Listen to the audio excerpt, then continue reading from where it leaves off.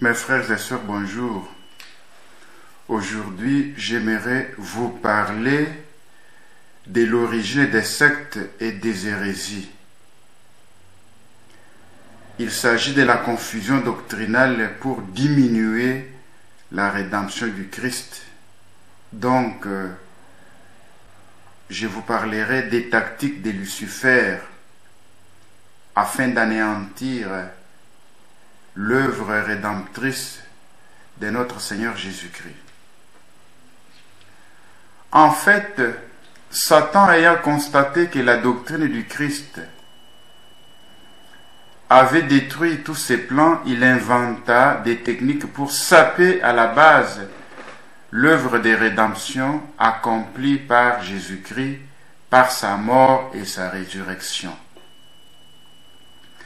Selon les visions de Marie d'Agreda, 1602-1665, après la mort de Jésus, Lucifer tint un conciliabule d'une année avec ses démons dans l'enfer.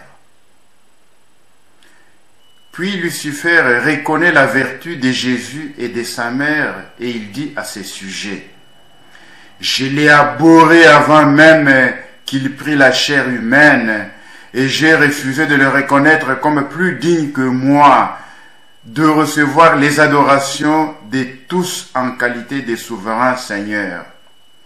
Et quoique j'ai été précipité du ciel avec vous à cause de cette résistance et revêtu de cette difformité si indigne, de ma grandeur et de ma beauté primitive, ce qui me tourmente plus que ma déchéance, c'est de me voir si opprimé par cet homme et par sa mère.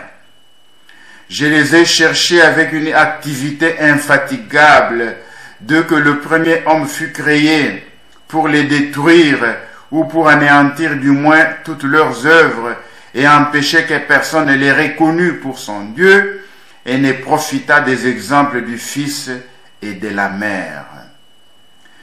J'ai fait tous mes efforts pour y réussir, mais ça a été en vain, puisqu'il m'a vaincu par son humilité et par sa pauvreté, qu'il m'a renversé par sa patience et qu'il m'a enfin privé par sa passion et par sa mort ignominieuse de l'empire que j'exerçais sur le monde.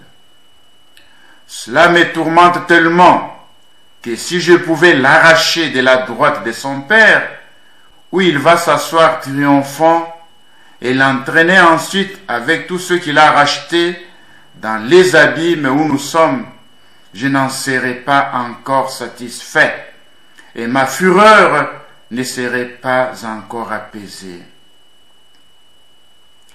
Est-il possible que la nature humaine si inférieure à la mienne doivent être autant élevés au-dessus de toutes les créatures, se demande Lucifer. Qu'elle soit si aimée et si favorisée de son Créateur, qu'il est uni à lui-même en la personne du Verbe éternel, qu'elle m'ait persécuté avant même cette union, et qu'après elle m'ait défait et confondu à ce point. Je l'ai toujours regardée comme ma plus grande et cruelle ennemie. Elle m'a toujours été odieuse. Donc Lucifer parle de la Sainte Vierge Marie. Elle est la Sainte Vierge Marie. Ô homme si favorisé du Dieu que j'abhorre, continue Lucifer, et si aimé de son ardente charité, comment empêcherai-je votre bonheur? Comment vous rendrai-je aussi malheureux que moi, puisque je ne puis anéantir l'être que vous avez reçu? Que ferons-nous maintenant, ô mes sujets? S'adresse Lucifer aux autres démons. Comment rétablirons-nous notre empire? Comment recouvrirons-nous nos forces pour attaquer l'homme? Donc l'homme là, c'est nous les hommes. Comment pourrons-nous désormais le vaincre? Car dorénavant, à moins que les mortels ne soient tout à fait insensibles et ingrats, à moins qu'ils ne soient plus endurcis que nous à l'égard de cet homme Dieu qui les a rachetés avec tant d'amour. Il est certain qu'ils le suivront tous à l'envie. Ils lui donneront leur cœur et embrasseront sa douce loi. Personne ne voudra prêter l'oreille à nos mensonges. Ils fuiront les vains honneurs que nous leur promettons et rechercheront les mépris. Ils s'attacheront à mortifier leur chair et connaîtront les dangers qui se trouvent dans les plaisirs.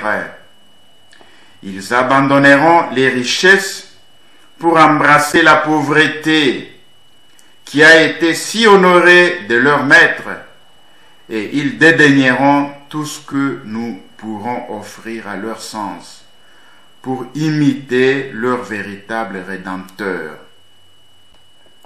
Ainsi notre royaume sera détruit, puisque personne ne viendra demeurer avec nous dans ces lieux de confusion et de supplice. Ils acquerront tous les bonheurs que nous avons perdus. Ils s'humilieront et souffriront avec patience. Rien ne restera à ma fureur et à mon orgueil. Ô malheureux que je suis, quel tourment me cause ma propre erreur. Si j'ai tenté cet homme dans les déserts, cela n'a servi qu'à lui faire remporter sur moi une insigne victoire et laisser un exemple très efficace aux hommes pour me vaincre. Si je l'ai persécuté, je n'en ai que mieux fait éclater son humilité et sa patience. Si j'ai persuadé à Judas Iscariote de le vendre et aux Juifs de le crucifier avec tant de cruauté, ce n'a été que pour avancer ma ruine et le salut des hommes. Et que pour établir dans le monde cette doctrine que je voulais détruire. Comment celui qui était Dieu a-t-il pu s'humilier de la sorte? Comment a-t-il tant souffert de la part des hommes si méchants? Comment ai-je moi-même tant travaillé à rendre la rédemption des hommes si abondante, si admirable et si divine qu'elle me tourmente horriblement et me réduit à une telle impuissance? Comment cette femme qui est sa mère et mon ennemie est-elle si forte et si invincible? Ce pouvoir est extraordinaire chez une simple créature. Sans doute, elle le reçoit du Verbe éternel, à qui elle a donné la chair humaine. Le Tout-Puissant m'a toujours fait une guerre à outrance par le moyen de cette femme. Donc cette femme, il s'agit de la Sainte Vierge Marie. Attention aux personnes qui haïssent la Sainte Vierge Marie. Toute personne qui est la Sainte Vierge Marie et injurie la Sainte Vierge Marie n'appartient pas à Jésus-Christ. Cette personne-là appartient à Lucifer. Il n'y a que Lucifer qui est la mère de Dieu et qui la combat, qui parle mal d'elle. Le Tout-Puissant m'a toujours fait une guerre à outrance par le moyen de cette femme. Elle est là, la Sainte Vierge Marie. Que mon ambition m'a fait détester de le premier moment où son image me fut représentée. Mais si je ne parviens point à assouvir ma haine et à satisfaire mon orgueil, je n'en persisterai pas moins à combattre perpétuellement ses rédempteurs, sa mère et les hommes. Donc, Lucifer combat Jésus, combat sa mère, combat les hommes. Même si quelqu'un prétend aimer Jésus-Christ, travailler pour Jésus-Christ, mais il combat Marie, il ne vient pas de Dieu, il ne vient pas de Dieu. Eh bien donc, compagnons, dit Lucifer aux autres démons, voici le moment de nous livrer à notre haine contre Dieu. Approchez-vous pour conférer avec moi sur le moyen dont nous nous servirons, car je souhaite connaître votre opinion sur cette affaire. Quelques-uns des principaux démons répondirent à cette horrible proposition de Lucifer et l'encouragèrent en lui communiquant divers desseins qu'ils avaient couvés pour empêcher le fruit de la rédemption dans les hommes. Ils convinrent tous qu'il n'était pas possible de s'attaquer à la personne de Jésus-Christ, ni de diminuer le prix infini de ses mérites, ni de détruire l'efficace de ses sacrements. Ça, ce sont les démons. Mais aujourd'hui, quelqu'un qui vous dit, il laisse là où il y a les sacrements, il va là où il n'y en a pas. Comprenez là où il est allé. Comprenez vous-même, tirez des conclusions. Cette efficacité des sacrements qui est reconnue même par Lucifer et les démons. Et lui, sous influence de Luther, nous en parlerons, nie les sacrements, refuse les sacrements, refuse l'Eucharistie. Il est pire que Lucifer. Parce que Lucifer ne nie pas les sacrements, ne les attaque même pas. Ni de détruire l'efficace de ces sacrements, ni de changer la doctrine qu'il avait prêchée. Mais qu'il fallait néanmoins, en tenant compte des nouveaux moyens et des nouvelles faveurs que Dieu avait ménagées pour le salut des hommes, inventer des nouveaux artifices pour les empêcher d'en faire profit et essayer de les séduire par des plus grandes tentations. À cet effet, plusieurs démons des plus rusés dirent: il est vrai que les hommes ont maintenant une nouvelle doctrine et une loi fort puissante, qu'ils ont de nouveaux sacrements qui sont efficaces, un nouvel exemple qui est le maître des vertus et une éloquente avocate en cette femme extraordinaire. Donc, les démons reconnaissent à la Sainte Vierge Marie une éloquente avocate. Et toi, tu nies que Marie n'est pas avocate. Donc, tu es pire que les démons. Continuons. Mais les inclinations et les passions de la chair et de leur nature sont toujours les mêmes. Et les choses délectables et sensibles n'ont point été changées. Ainsi, en redoublant des malices, nous détruirons, ce sont les démons qui suggèrent à Lucifer, nous détruirons autant qu'il dépend de nous ce que ces dieux hommes a opéré pour eux. Et nous leur ferons une vigoureuse guerre, car nous tâcherons de les attirer à nous par nos suggestions et d'exciter leur passion, afin qu'ils se laissent entraîner à leur impétuosité sans considérer leur suite funeste. Nous savons tous que la capacité humaine est si bornée qu'étant occupée à un objet, elle ne peut être attentive à ce qui est opposé. À cette délibération, les démons se partagent en plusieurs bandes, suivant les différents vices, et se départirent les offices qu'ils devaient exercer pour tenter les hommes avec toute l'astuce possible. Ils décidèrent qu'ils devaient s'efforcer de maintenir l'idolâtrie dans le monde, afin que les hommes n'arrivassent point à la connaissance du vrai Dieu et de la rédemption du genre humain, et que si l'idolâtrie disparaissait, il ferait naître de nouvelles sectes et des hérésies, en choisissant à cet effet les hommes les plus pervers et les plus corrompus, qui seraient les premiers à les embrasser et à les enseigner.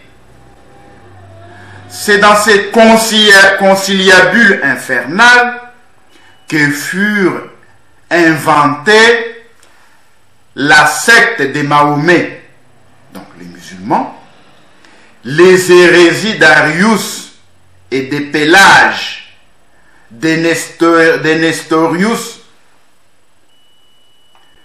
et toutes celles qui se sont produites dans le monde depuis l'Église primitive jusqu'à nos jours. Entre plusieurs autres qu'il y forgèrent et qu'il n'est ni nécessaire ni convenable de rapporter ici. Lucifer approuva ces systèmes diaboliques parce qu'il était contraire à la vérité divine et sapait le fondement du salut des hommes qui consiste en la foi. Et il félicita, il caressa et plaça près de lui les démons qu'il avait imaginés. Et s'était chargé de chercher les impies propres à introduire ces erreurs. D'autres démons promirent pour leur compte de pervertir les inclinations des petits enfants en les observant dès leur berceau. D'autres encore de rendre les parents négligents dans l'éducation de leurs enfants, soit par aversion, soit par une tendresse excessive, et d'inspirer aux enfants de l'antipathie pour leurs parents. Il y en eut qui s'offrirent à s'aimer la division entre les personnes mariées et à leur faciliter l'adultère et le mépris de leurs obligations réciproques et de la fidélité qu'elles se doivent. Tous contractèrent l'engagement de propager parmi les hommes les querelles, les haines, la discorde et la vengeance, de les y exciter par les jugements téméraires, par l'orgueil, par la sensualité, par l'avarice et par l'ambition. De combattre par des arguments captieux toutes les vertus que Jésus-Christ avait enseignées, et surtout de détourner les mortels du souvenir de sa passion et de sa mort, et du bienfait de la rédemption, de la pensée des supplices de l'enfer et de leur éternité. Méfiez-vous des négateurs de l'enfer, de ceux qui ne veulent pas parler de l'enfer. Par tous ces moyens, les démons se flattèrent que les hommes s'attacheraient exclusivement aux choses sensibles et ne se mettraient pas fort en peine des choses spirituelles et de leur propre salut. Lucifer, ayant ouï ces projets et plusieurs autres que les démons avaient formés, leur dit: je suis fort content de vos avis, je les admets et les approuve tous, et je ne doute pas que nous n'obtenions un succès facile sur ceux qui n'embrasseront point la loi que ce Rédempteur a donnée aux hommes. Mais ce sera une affaire grave que d'attaquer ceux qui la recevront. Donc, le démon a peur d'attaquer ceux qui vivent vraiment en conformité avec la volonté de Dieu, avec l'évangile, ceux qui sont saints aujourd'hui. ceux qui mènent une vie nouvelle, le démon a peur d'eux. Continue, Lucifer. Néanmoins, je prétends employer toute ma rage contre cette loi et persécuter cruellement qui la suivront. C'est ainsi que ceux qui suivent en vérité Jésus-Christ sont toujours persécutés, humiliés. Ils ne goûtent pas à la gloire. Ils sont accablés des souffrances, des maladies, des persécutions. Le démon utilise même leurs supérieurs pour les humilier davantage. À ceux-là, nous devons faire une guerre acharnée jusqu'à la fin du monde, déclare Lucifer. Il poursuit. Je vais tâcher de s'aimer mon ivraie dans cette nouvelle église. Mes frères, ne vous scandalisez pas quand vous voyez l'ivraie dans l'église. La mauvaise graine et la mauvaise plante, c'est le démon qui a sémé. C'est-à-dire, cette ivraie, cette mauvaise plante, c'est-à-dire l'ambition, l'avarice, la sensualité, les haines mortelles et tous les vices dont je suis la source.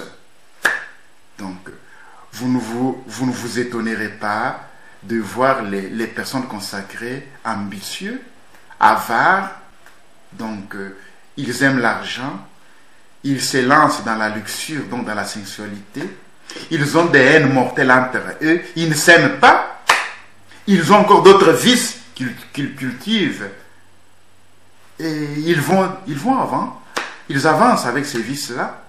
C'est l'œuvre de l'ennemi qui veut saper l'œuvre de Jésus-Christ. Donc, vous ne pouvez pas quitter l'Église catholique pour aller là où il n'y a pas de sacrement. Demeurez dans l'Église catholique. Il ne suffit pas de tenir la Bible en main. Notre foi n'est pas fondée sur la Bible, mais sur notre Seigneur Jésus-Christ, sur la personne de notre Seigneur Jésus-Christ. Le canon de la Bible a été défini par l'Église catholique. Je vous en supplie, retournez à l'Église mère. Le démon vous a égaré. Continuons. Car si les péchés se multiplient une fois parmi les fidèles, ils irriteront Dieu par leur malice et par leur grossière ingratitude et l'obligeront à leur refuser avec justice le secours de la grâce si abondant que leur Rédempteur leur a mérité. Et s'ils s'en privent par leur iniquité, nous sommes sûrs de remporter sur eux de grandes victoires. Il faut aussi que nous travaillions, dit Lucifer à ce sujet, à leur ôter la piété.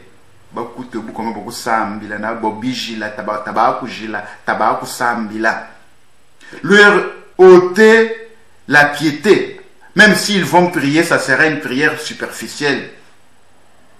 Pendant qu'ils sont là en train de prier, le Seigneur ouvre mes lèvres, ils pensent à autre chose. Et leur ôter la piété et le goût de tout ce qui est spirituel et divin. Donc c'est ainsi que vous trouverez certaines personnes. Ils n'ont pas de goût pour tout ce qui est spirituel et divin. Ils nagent dans la superficialité. Parler des choses spirituelles, vous dites, mais nous c'est toute notre vie, et maintenant nous devons nous divertir. Seigneur mon Dieu, mon âne est fouilleuse. Leur ôter la piété et le goût de tout ce qui est spirituel et divin, de sorte qu'ils ne comprennent point la vertu des sacrements, ou qu'ils les reçoivent sans s'être purifiés de leurs péchés, ou du moins sans dévotion. Donc, les sacrements, ils les rendent vains parce qu'ils ne se sont pas bien préparés spirituellement, ils n'ont pas de dévotion, les sacrements sont devenus mécaniques, complétés. Oui, continuons. Car, comme ces bienfaits sont spirituels, il est indispensable de les recevoir avec ferveur pour en augmenter le fruit. Et si les mortels méprisent leur remède, ils recouvreront bien tard leur santé et résisteront moins à nos tentations. Ils ne découvriront point nos mensonges. Ils oublieront les faveurs célestes. C'est ainsi que il y en a qui me connaissent aujourd'hui, les miracles, qui ne pensent pas que les miracles sont actuels, Seigneur mon Dieu, qui pensent que les miracles sont du temps de Jésus. Aujourd'hui, Jésus ne continue pas d'accomplir les miracles dans l'Église. Mais connaîtront la mémoire de leur Rédempteur et dédaigneront l'intercession de sa mère. J'insiste beaucoup. Nous devons invoquer l'intercession de la Sainte Vierge Marie. Cette noire ingratitude les rendra indignes de la grâce. Et leur Dieu et leur Sauveur sera trop irrité pour la leur accorder. Je veux que tous vous secondiez mon entreprise et que vous y apportiez tous vos soins sans perdre ni temps ni occasion d'exécuter ce que je vous commande. Mes frères et sœurs, quoi mudimi, quoi shala quoi mudimina, nombo na pudiko shamachi atekwi vukanani et vukane, il n'y a pas de commentaires à faire. Écoutez et réécoutez, que l'Esprit Saint vous inspire, vous explique. Si vous voulez me poser des questions, vous pouvez le faire. Laudetur Jesus Christus. Saint-Père, laudetur. Et, à la prochaine. Au revoir.